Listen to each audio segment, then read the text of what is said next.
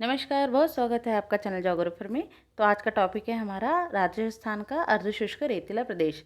इसके पहले मैं राजस्थान के भौगोलिक प्रदेशों का वर्णन और राजस्थान के पश्चिम मरुस्थलीय प्रदेशों तथा रेतीला प्रदेश का वर्णन कर चुकी हूँ प्रश्नोत्तरी के माध्यम से।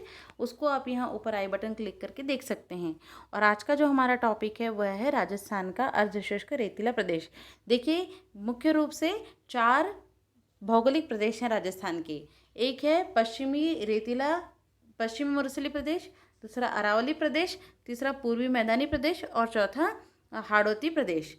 इनमें से हमने स्टार्ट किया है पहली बार में पश्चिमी मरुस्थलीय प्रदेश, जो कि 2 भागों में विभाजित है। एक रेतीला प्रदेश और दूसरा है अर्धशुष्क रेतीला प्रदेश। तो ये रेतीले प्रदेश का वर्णन हम कर चुके हैं पिछले वीडियो में, और आज का टॉपिक है हमारा यह अर्धशुष्क रेतीला प्रदेश, जिसको हम प्रश्नोत्तरी के माध्यम से सीखेंगे। ये वही क्वेश्चंस हैं जो एग्जाम्स में बार बार आते रहे, केवल इनका प्रारूप बदला हुआ है। चाहे आरएस एग्जाम में की बात करूँ या पटवारी एग्जाम की और रीट की, ये सारे ही क्वेश्चंस उनमें आते रहें, केवल प्रारूप बदला हुआ है। तो आप यहाँ ध्यान से देखेंगे तो आपको सभी प्रश्नों के उत्तर यहाँ पे मिल जाएंगे जो आते रहें। देखिए, पहला प्रश्न है हमारा, कितने सेंटीमीटर की वर्षा रेखा पश्चिमी रेतीले मरुस्थल को अर्धशुष्क रेतीले मरुस्थल से विभाजित करती है? तो इसका आंसर है यहाँ 25 सेंटीमीटर की वर्षा रेखा।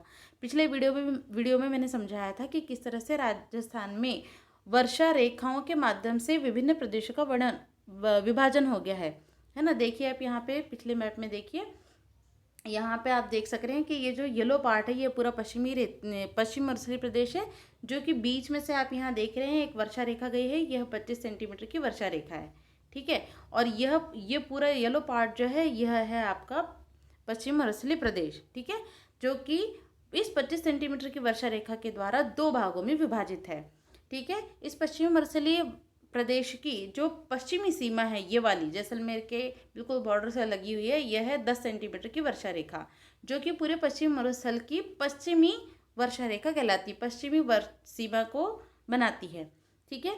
साथ ही यहाँ पे इस अरावली प्रदेश और इस पश्चिम मरुस्थलीय प्रदेश के बीच में से एक यहाँ पे वर्षा रेखा गई है, जो कि है 50 सेंटीमीटर की वर्षा रेखा। तो हम कहने का मतलब यह है कि पूरे मरुस्थलीय प्रदेश में 3 वर्षा रेखाएं प्रमुख है। एक 10 सेंटीमीटर की वर्षा रेखा जो पूरे पश्चिमी मरुस्थल की पश्चिमी सीमा बनाती है, और 50 सेंटीमीटर की रेखा जो पूरे पश्चिमी मरुस्थल की पूर्वी सीमा बनाती है, और एक 25 सेंटीमीटर की रेखा जो पूरे मरुस्थलीय प्रदेश को 2 भागों में विभाजित करती है। एक है रेतीली मैदानी प्रदेश और दूसरा है अर्धशुष्क मरुस्थलीय प्रदेश। तो हमें ध्यान रखना है। साथ ही अगर पूछा जाए कि रेतीले मरुस्थलीय प्रदेश की पूर्वी सीमा कौन सी है, अब यहाँ पे बात की जा रही है रेतीले मरुस्थलीय प्रदेश की, पूरे पश्चिम मरुस्थलीय प्रदेश की बात नहीं की जा रही है, क्योंकि अभी 2 भागों में बांट दिया ना, रेतीला मरुस्थलीय प्रदेश और अर्धशुष्क रेतीला मरुस्थलीय प्रदेश। तो अगर बात की जाएगी रेतीले मरुस्थलीय प्रदेश की, तो रेतीले मरुस्थलीय प्रदेश की अगर पश्चिमी सीमा पूछी जाएगी तो वो तो होगी 10 सेंटीमीटर, और पूर्वी सीमा पूछी जाएगी रेतीले मरुस्थलीय प्रदेश की तो वो होगी 25 सेंटीमीटर, जो कि पूरे पश्चिमी मरुस्थलीय प्रदेश को 2 भागों में विभाजित करती है। एक रेतीला मरुस्थलीय प्रदेश मैदानी प्रदेश और दूसरा है अर्धशुष्क रेतीला प्रदेश, ठीक है। तो ये ध्यान में रखिएगा, 25 सेंटीमीटर की वर्षा रेखा है जो पश्चिमी मरुस्थलीय प्रदेश को 2 भागों में विभाजित करती है, और वो कितनी है? 25 सेंटीमीटर। नेक्स्ट क्वेश्चन है, अर्धशुष्क रेतीले मरुस्थल को अध्ययन की दृष्टि से कितने भागों में विभाजित किया गया है? तो ये है 4 भाग हैं। इसके उप प्रदेश किए गए हैं। देखिए, पश्चिम मरुस्थलीय रेतीला प्रदेश तो पूरा एक प्रदेश है, उसके उपभाग नहीं है, लेकिन जो अर्धशुष्क रेतीला प्रदेश है इसके 4 उपभाग और किए गए हैं, ठीक है। आगे हम देखेंगे कि कौन कौन से उपभाग हैं, लेकिन यहाँ भी मैं मैप में आपको दिखा देती हूँ। देखिए, यह है वो 4 उपभाग। देखिए, ये जो पूरा पार्ट है ना, ये तो है रेतीला मैदानी प्रदेश जहाँ रेत ही रेत है, और इस पूरे रेतीले प्रदेश में ये जो एक भाग है यह है बालू का मुक्त प्रदेश, जिसको हमने पिछले वीडियो में पढ़ा भी था कि 41.50% यह भाग रखता हुआ है ना, ये देखा था हमने। अब बात किसकी की जा रही है? अब बात की जा रही है जो अर्धशुष्क रेतीले मरुस्थल की। तो इसके 4 उपभाग है। कौन कौन से हैं? तो पहला वाला जो है वह है घग्गर का मैदान, घग्गर प्रदेश। दूसरा है बागड़ प्रदेश भी कहलाता है और शेखावटी प्रदेश भी कहलाता है। तीसरा है नागौरी उच्च भूमि, देखिए यहाँ पे लिखा है नागौरी उच्च भूमि प्रदेश। और चौथा है लूनी बेसिन या गोदावर प्रदेश। तो ये 4 उप प्रदेश हैं किसके? अर्धशुष्क रेतीले मरुस्थल के। कौन से? पहला घग्गर प्रदेश, दूसरा राजस्थान का बागड़ या शेखावटी प्रदेश, तीसरा नागौर उच्च भूमि और चौथा लूणी प्रदेश। तो ये 4 उप प्रदेश हैं। ठीक है, अब देखिए नेक्स्ट क्वेश्चन, घग्गर प्रदेश किन जिलों से संबंधित है? तो अभी हमने ऊपर में अभी पिछले मैप में देखा भी कि घग्गर प्रदेश का संबंध है हनुमानगढ़ और गंगानगर से। ठीक है, ये रेतीले अर्धशुष्क रेतीले मरुस्थल प्रदेश के उत्तर में स्थित है और ये किन जिलों से संबंधित है? हनुमानगढ़ और गंगानगर से। ये देखिए यहाँ पे आप देख सकते हैं, ये रहा आपका घग्गर प्रदेश और ये वो 2 जिले हैं जो ऊपर हैं, है ना, एक है गंगानगर और दूसरा है हनुमानगढ़। तो ये 2 जिलों से ये मुख्य रूप से संबंधित है। नेक्स्ट क्वेश्चन देखिए, नाली, एक्चुअली यहाँ पे टाइपिंग मिस्टेक है, इसको आप नाली कर लीजिए, है ना, ये नली नहीं है, ये है नाली। ठीक है, नाली व पाट प्रदेश किस उप प्रदेश से संबंधित है? तो ये उप प्रदेश का एक उपनाम है। ठीक है ना, और ये किसका नाम है? तो यह है घग्गर प्रदेश का। घग्गर प्रदेश में एक्चुअली क्या है कि पहले किसी ज़माने में, मान लीजिए हमारा राजस्थान है, पतंगाकार है ना, तो शॉर्टकट में अपन ऐसे समझेंगे, राजस्थान के उत्तरी भाग में यहाँ पे पहले गंगा जमुना सरस्वती नाम सुना होगा आपने, तो सरस्वती नदी बहती थी। ठीक है ना, जिसका प्रवाह इस तरह से था, लेकिन बाद में इस नदी का अपहरण कर लिया गया किसी और नदी के द्वारा। बाद में इस का प्रवाह क्षेत्र है वो चेंज हो गया। ठीक है, और प्रवाह क्षेत्र चेंज होने की वजह से इसका जो प्रवाह क्षेत्र है यहाँ से कट गया और ये ऊपर की ओर यहाँ पे फिर धीरे धीरे अधिक जब जल वर्षा होती है तो ये पाकिस्तान की ओर इसका प्रवाह क्षेत्र हो जाता है। ठीक है ना, लेकिन अभी हमें ध्यान क्या रखना है कि नाली या पाट प्रदेश इसको क्यों कह रहे हैं, क्योंकि यह घग्गर नदी पहले सरस्वती नदी के नदी थी और अब उसका केवल एक नाली की तरह प्रवाह रह गया है। केवल एक पतली धारा के रूप में ये वहाँ प्रवाहित होती है, एक नाली की तरह प्रवाहित होती है। इसलिए घग्गर प्रदेश को नाली या पाट प्रदेश के नाम से जाना जाता है। पाट प्रदेश मतलब नदी का पाट था ये पहले, सरस्वती नदी का पाट था, काफ़ी चौड़ा पाट था, लेकिन अब वहाँ नदी बह ही नहीं रही है, बहुत पतली धारा में बह रही है। जब बारिश ज़्यादा होती है तभी यह पाकिस्तान तक पहुँच जाती है फोर्ट। ठीक है ना, तो ये ध्यान में हमको रखना है कि नाली या पाट प्रदेश का संबंध है घग्गर प्रदेश से और यही घग्गर नदी पहले सरस्वती नाम से प्रवाहित होती थी, अब ये उसका केवल अवशेष रूप है। फिर नेक्स्ट क्वेश्चन है, कांतली नदी क्षेत्र किस प्रदेश से संबंधित है? तो कांतली नदी का जो संबंध है वह है शेखावटी प्रदेश से। ये हमें ध्यान रखना है कि कांतली नदी का संबंध कहाँ से है? शेखावटी प्रदेश से। और जो शेखावटी प्रदेश है यह चूरू, झुंझुनू, सीकर और उसके आसपास के क्षेत्र से संबंधित है। अभी हम यहाँ मैप में देख सकते हैं, ये रहा आपका शेखावटी प्रदेश जो कि किन जिलों से संबंधित है? चूरू, झुंझुनू और सीकर के प्रदेश से। ठीक है ना, सीकर जिलों से। तो ये वो प्रदेश है जहाँ पर लूनी नदी है, सॉरी अपनी कांतली नदी क्षेत्र है। ठीक है ना, इसी को तोरावटी क्षेत्र भी कहते हैं। तोरावटी क्षेत्र भी इसी को हम कहते हैं। तो ये क्वेश्चन पूछ लिए जाते हैं कई बार, तोरावटी क्षेत्र किस क्षेत्र को कहते हैं? तो हमें ध्यान रखना है कि शेखावटी प्रदेश को ही कहते हैं। साथ ही हमें बता दूं कि इस प्रदेश में कुएँ हैं।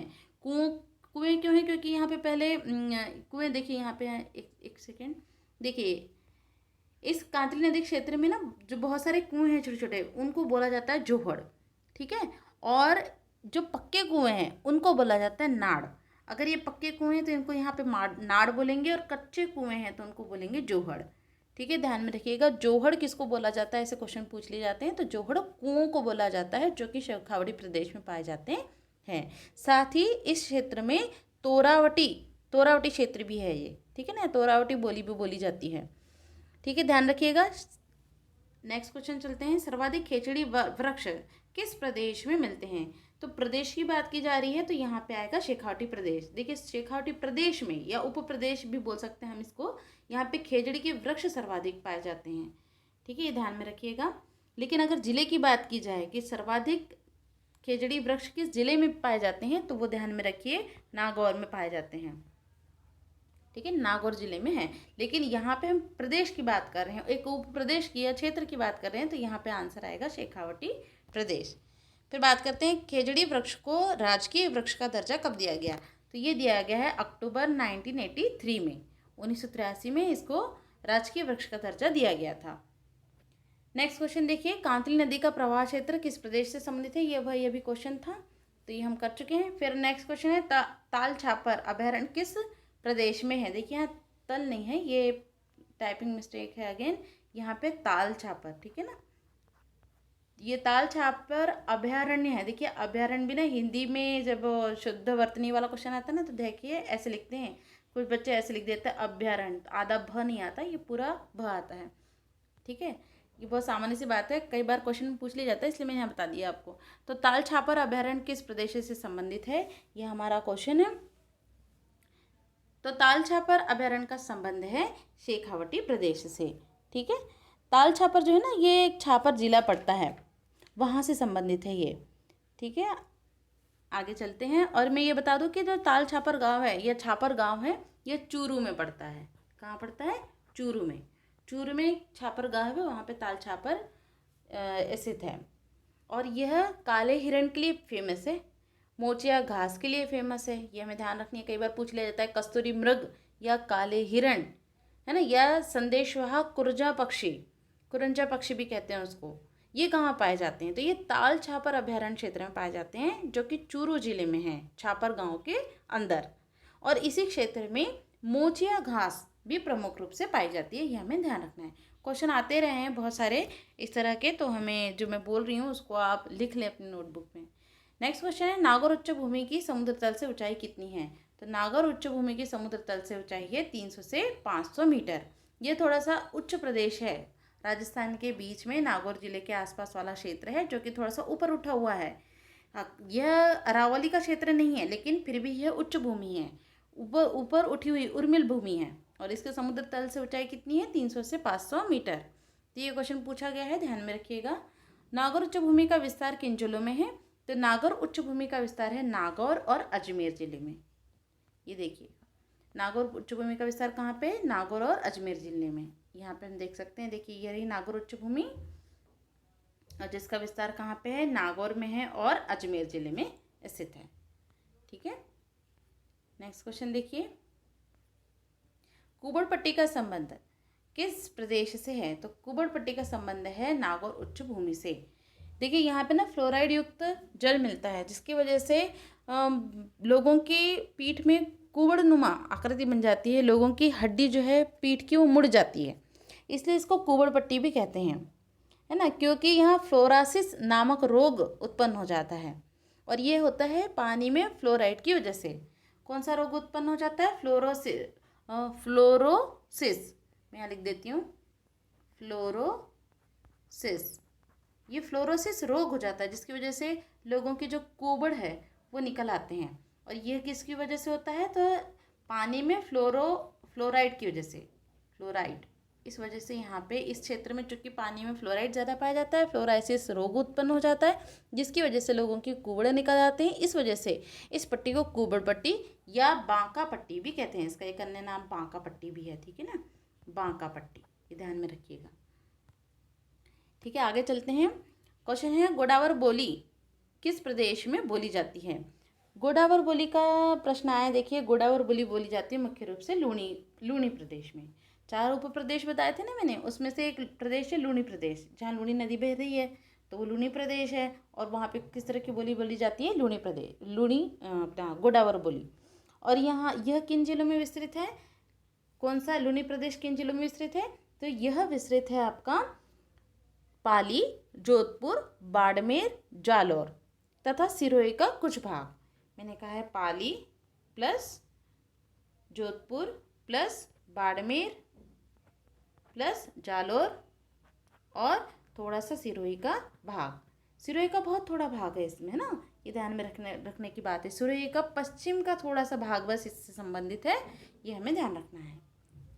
फिर नेक्स्ट क्वेश्चन है, निम्नलिखित में से कौन सा विकल्प सही है? नागौर उच्च भूमि अरावली पहाड़ी क्षेत्र का ही भाग है, और नागौर उच्च भूमि अरावली से पृथक पहाड़ी क्षेत्र है। तो अभी मैंने पिछले क्वेश्चन में भी बताया था कि नागौर उच्च भूमि का संबंध अरावली से नहीं है, यह अरावली से पृथक एक उच्च भाग है। यह एक ऊंचा उठा हुआ भाग है प्लेट विवर्तनी की और विभिन्न कारणों की वजह से, लेकिन यह अरावली से पृथक है, यह अरावली का भाग नहीं है। इस तरह से ये विभिन्न प्रश्न थे जो कि एग्जाम्स में आते रहे हैं। अर्धशुष्क रेतीले मैदान से यही क्वेश्चन बार बार आते हैं रूप बदल के, तो आप इनकी प्रैक्टिस कीजिए, ये आपके बहुत काम आएगा। आपने वीडियो देखा इसके लिए धन्यवाद। वीडियो को लाइक करें, चैनल को सब्सक्राइब करें, शेयर करें और बेल आइकन को ज़रूर क्लिक करें। धन्यवाद।